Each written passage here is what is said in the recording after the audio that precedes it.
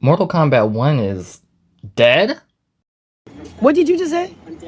So you did all of that for what? We low-key knew this before Ed Boon did. I'll give it to him though, this game lasted longer than MKX and MK11. If my research is correct, support for this game has reached over the last year and 7 months. But, did we really get content throughout these 19 months? Let's talk.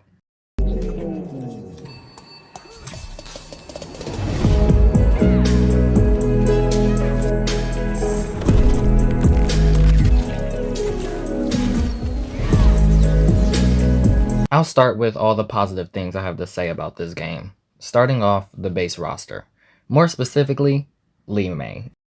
Estrada, can you serve? No, serve the country.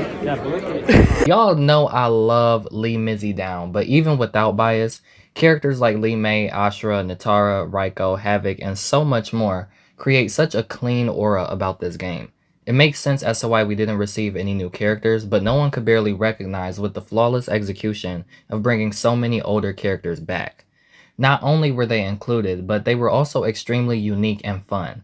Besides Kano clone Raiko, of course, I hate him. And even the character redesigns were amazing too, pleasing both lizard reptile and human reptile fans at the same time, making Raiden young, and changing Tarkatans to sick Adenians were all outstanding ideas in my opinion. Moreover, I think the cameo system was a decent way to bring a tag team like style and keeping variations. For example, Scorpion Pharah pairing and the Scorpion Kano pairing are two completely different things. Both are annoying in their own unique way, of course. You're ugly, you're disgusting, I'm gonna kill you, give me $200. But both have different game strategies, combos, and damage ceilings. While it is disappointing that it is so close to tag team yet so far, I feel like it is truly underappreciated in the community.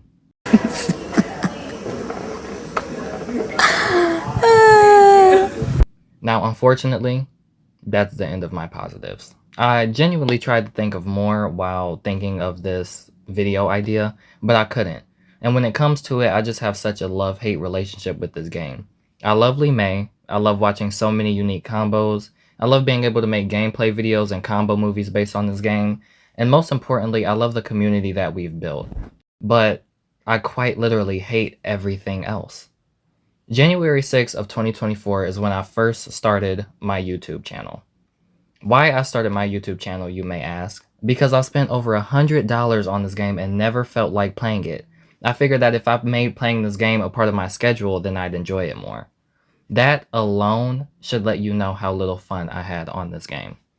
Now, disclaimer, I'm not saying I don't enjoy doing YouTube, I just hated playing MK1. This game missed basic features upon release. No crossplay, which was said to be enabled upon release, limited game modes both offline and online, and shallow replacements for Towers of Time and Crypt. Invasions had the same consistency of a mobile game, but to make it worse, it could have been finished in a week out of an 8-week-long season. More importantly, the monetization overdrive. $10 for Deception Li Mei is an abysmal excuse for inflation. And if I'm paying $10 for a single skin, I want to be able to customize the eye color. I do not care. Especially coming after MK11 where customization was so close to a game like Injustice 2, the options in this game are just devastating. You ultimately are paying more for less.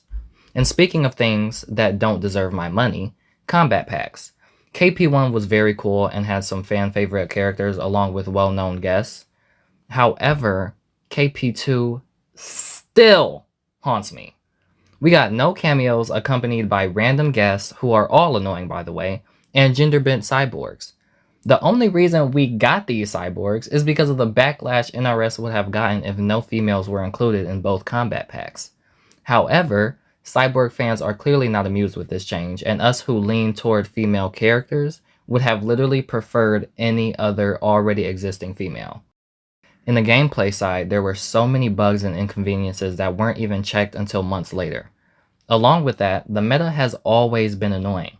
We went from grab combo Liu Kang, to always mashing Johnny Cage, to 50% meterless Kenshi, to 30% armored combo Kung Lao, to chip you down Baraka. Every single match ended in tears. I can't do it! I can't. You are stressing me to hell. I can't. I'm done. I'm done. Now I have a button for every situation Havoc, 40-second grab combo Ghostface, no meter for you Cyrax, and T1000. I just can't. I really just can't take it off my screen. It went from worse to worse, sir. And I know I complimented cameos earlier in the vid, but they serve as a double-edged sword to me, due to the over-dependence we have to put on them. Everything is purely based on gimmicks. Who's winning, Cyrax Serena or Tanya Movado? Exactly. I feel like the inconsistency amongst cameo usage is what really takes the most fun out of this game, and while this is mostly just abused by the players, it has never been checked by the developers. This has also influenced the competitive scene. No one wants to play against Sindel Cyrax, Homelander Farah, or Havoc Movado, nor do we want to watch it. Even top players voiced their frustrations early on in the game, and are still complaining. And sue me if you must, I hated the story mode. The Chow was not T when 2,000 timelines ran up that pyramid to defeat Shang and Quan Chi. And I feel like a lot of character arcs were just swept over. Li Mei got bullied every frame she was in. The Earth Realmers cannot be privy to our secrets, Li Mei. As Sundo's first constable, you must show better judgment.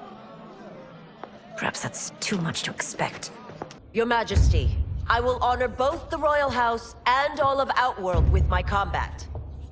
If so, you will vastly exceed my expectations. Katana didn't even have a chance to hold any significance. Smoke. And then Sindel, once again, could not stay alive.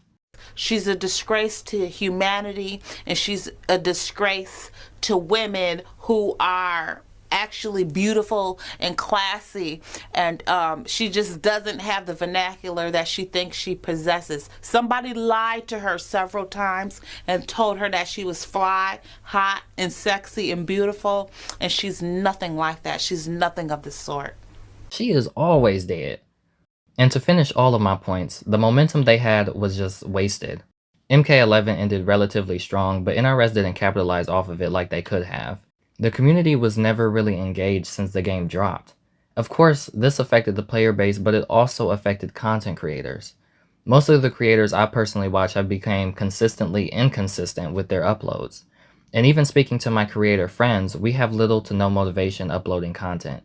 It takes too much energy to play this game, and it also takes a lot of time farming different matches so you guys don't end up seeing me fight the same 3 characters over and over and over again. And viewers, they've left the MK scene in waves, and the game's lackluster nature made it easy to just walk away.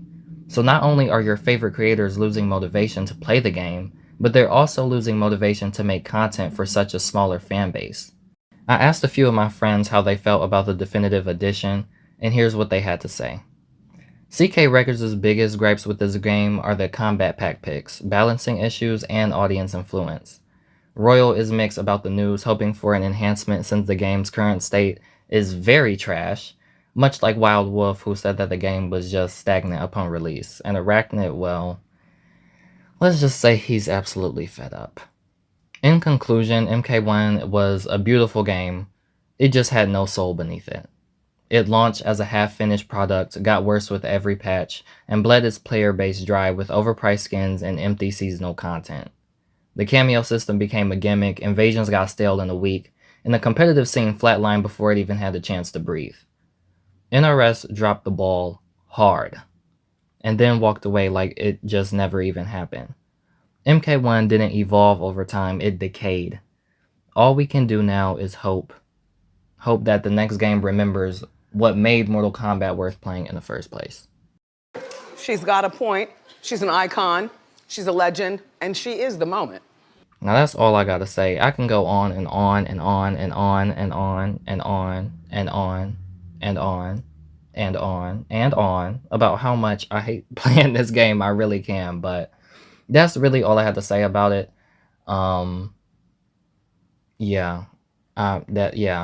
I'm quite disappointed that the game is ending, but I'm also glad that the game is ending because, like I said, it ended before it even started. So I'm still gonna make content. I'm still gonna make content on it. I'm gonna try my best. I do actually have a lot of projects coming up. One of them is a very big collaboration that I'm very proud of. The teaser for that will come out probably at the end of this month, so stay tuned for that. But let me know what you guys think about this definitive edition and probably the end of MK1.